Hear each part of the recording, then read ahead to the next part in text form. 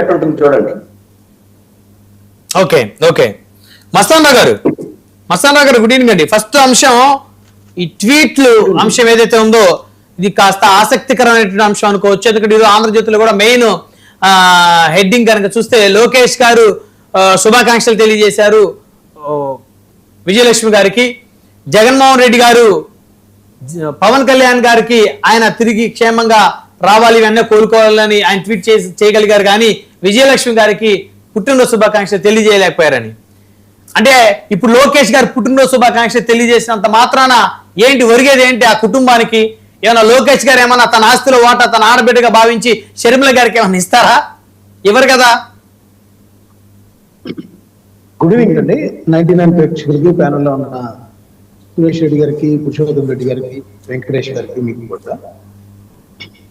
ఇప్పుడు లోకేష్ గారు జగన్మోహన్ రెడ్డి గారి తల్లి, అదేవిధంగా వైఎస్ రాజశేఖర రెడ్డి గారి భార్య, మాజీ ముఖ్యమంత్రి, ఆయన దివంగత వైఎస్ రాజశేఖర రెడ్డి గారికి భార్య, అదేవిధంగా పిసిసి ప్రెసిడెంట్ కి తల్లి. సో ఇన్ని విధాల ఆమె పేరు పొందిన వ్యక్తి. సో లోకేష్ కాబోయే సీఎం గా చెప్తున్నారు, లేదంటే ఇప్పుడు ఆయన తెలుగుదేశం పార్టీలో జాతీయ వర్కింగ్ ప్రెసిడెంట్ గా ఉన్నారు. సో ఈ నేపథ్యంలో రాజకీయ ఎత్తుగడ, లేకపోతే మాజీ ముఖ్యమంత్రి గారి వైఫ్, లేదంటే మాజీ ముఖ్యమంత్రి గారికి తల్లి అనే ఉద్దేశంతో చెప్పుకోవచ్చు. దానిలో తప్పైతే ఏం కనిపించట్లేదు. లోకేష్ గారు విజయమ్మ గారికి శుభాకాంక్షలు తెలియజేయడం నిజంగా చాలా ఇన్వైట్ దగ్గుతుంది. ఎందుకంటే ఆంధ్రప్రదేశ్ రాజకీయాలు ప్రత్యర్థులుగా, అంటే శత్రువులుగా మారిపోయారు. గతంలో రాజశేఖర రెడ్డి గారు ఉన్నప్పుడు ఒకళ్ళ పార్టీ నేతల పెళ్లికి ఇంకొక పార్టీలు కూడా వెళ్ళేవాడు. ఇటీవల కాలంలో అది ఎక్కడ మనకు కనపడతలా. టోటల్ గా అసలు మాట్లాడుకుంటాం కానీ, లేకపోతే ఎఫ్బీజెడ్ లాంగ్వేజ్ వాడతాం కానీ, లేకపోతే మీ అంతు చూస్తా ఉంటాం కానీ, లేకపోతే తాట తీస్తా ఉంటాం కానీ, ఇట్లాంటివన్నీ జరుగుతున్న నేపథ్యంలో ఇప్పుడు జగన్మోహన్ రెడ్డి గారు పవన్ కళ్యాణ్ గారికి ఏదైతే త్వరగా కోరుకోవాలని చెప్పారో, అదేవిధంగా లోకేష్ గారు వైఎస్ విజయమ్మ గారికి చెప్పిన పుట్టినరోజు శుభాకాంక్షలు కొద్దిగా మంచి పరిణామంగా చెప్పచ్చు. ఆరోగ్యకరమైన వాతావరణం ఏర్పడుతుందని.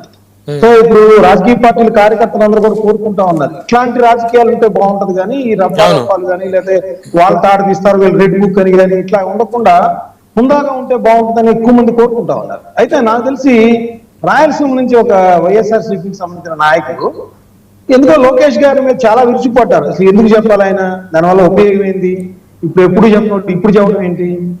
అసలు నేను అనేది ఏంటంటే, అసలు ఒక మంచి పరిణామం వచ్చినప్పుడు ఇన్వైట్ చేయకపోయి వాళ్ళని కూడా తూర్పాటు పడతాం, విమర్శించడం, ఎలాంటి సంకేతాలు ఇస్తే నాకైతే అర్థం కాదు.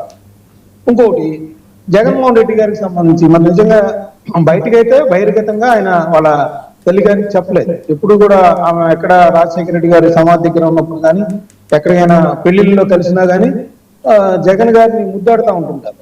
సో మరి ఆ నేపథ్యంలో మరి ఆయన ఫోన్ చేసి చెప్పారా, లేకపోతే ట్వీట్ చేయలేకపోయారో తెలియదు కానీ కార్యకర్తలు అయితే అది ఒక చర్చనీయాంశంగా మారింది. జగన్ గారు ఎందుకు చెప్పలేదు, లోకేష్ లాంటి చెప్పడం ఏంటి అనేది ఒక రాజకీయ పార్టీల పరంగా ఒక చర్చనీయాంశంగా మారింది.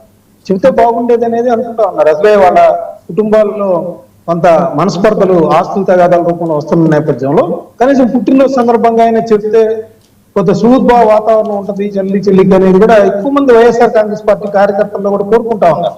కొంతమంది ఎవరో జగన్ గారిని విపరీతంగా భావించే వాళ్ళు వేరే విమర్శలు చేస్తుంటారు కానీ ఎక్కువ మంది అయితే విజయమ్మ గారికి కలిసిపోతే బాగుంటుంది అనే ఒక అభిప్రాయాన్ని అయితే అందరూ ఐక్యంగా వ్యక్తం చేస్తున్నారు. మెజారిటీ ఆఫ్ వైఎస్ఆర్సీపీ కార్యకర్తలు మొదటి నుంచి ఉన్న వాళ్ళందరూ కూడా. సో నేను అనేది ఏంటంటే అది ఆ విధంగా జరిగితే బాగుండేది కూడా వాళ్ళ అభిలాష. నిజానికి అది బయట పెడితే నిజానికి జగన్ గారు ఫోన్ చేశారా, లేకపోతే ఇంకేదన్నా ఇంటర్నల్ గా చెప్పారా అనేది మనకైతే తెలియదు.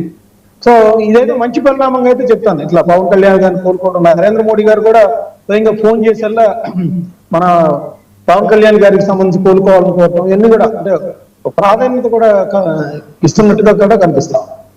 సో ఇంకా మీరు చెప్పారు కదా కేరళ, తమిళనాడు, కర్ణాటక ఇవన్నీ